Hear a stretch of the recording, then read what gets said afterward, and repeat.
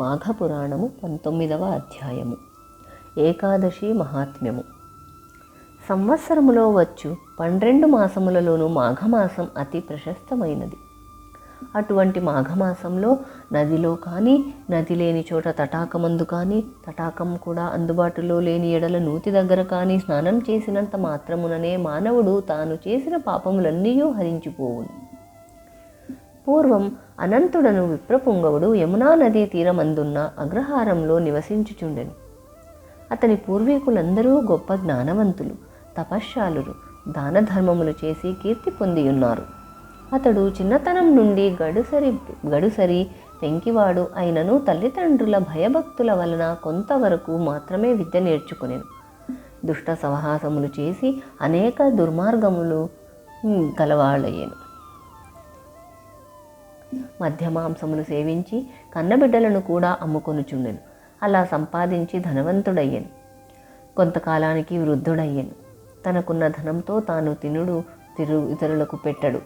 ఒకనాటి రాత్రి పరుండుబోవునట్లు ఆలోచించాను. అయ్యో, నేను ఇంతటి పాపాత్ముడనైతిని. దానం శరీర బలం ఉన్నదను మనోగర్వంతో జీవితాంతము ముక్తినిచ్చే పుణ్యకార్యం ఒక్కటి కూడా చేయలేకపోయినాను కదా అని పశ్చాత్తాపం పొందుతూ నిద్రపోయాను. అన్ని రోజులు ఒకే విధముగా ఉండవు కదా. ఆనాటి రాత్రి కొందరు చోరులు అనంతుని ఇంటిలో ప్రవేశించి ధనం, బంగారం ఎత్తుకొని పోయిరు. అనంతుడు నిద్రలేచి చూడగా సంపద అంతా అపహరించబడినది. అన్యాయంగా ఆర్జించిన దానం అన్యాక్రాంతం అయ్యేనని రోదన చేసినాడు. ఆ సమయమున పెద్దలు నీతులు జ్ఞప్తికి వచ్చినవి.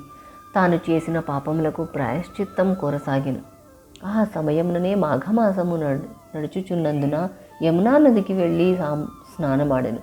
అందువలన అతనికి మాఘస్నాన ఫలం దక్కెను. నదిలో మునిగి తడిబట్టలతో ఒడ్డుకు వచ్చెను. చలికి గడగడా వణికి బిగిసిపోయాడు. నారాయణ అని ప్రాణాలు విడిచినాడు. ఆ ఒక్క దినమైనను నదిలో స్నానం చేయుట వలన తాను చేసిన పాపములన్నీ నశించిపోయి వైకుంఠవాసుడయ్యెను అని వశిష్ఠుడు తెలియచేసెను. మాఘపురాణము 19వ అధ్యాయము సమాప్తం.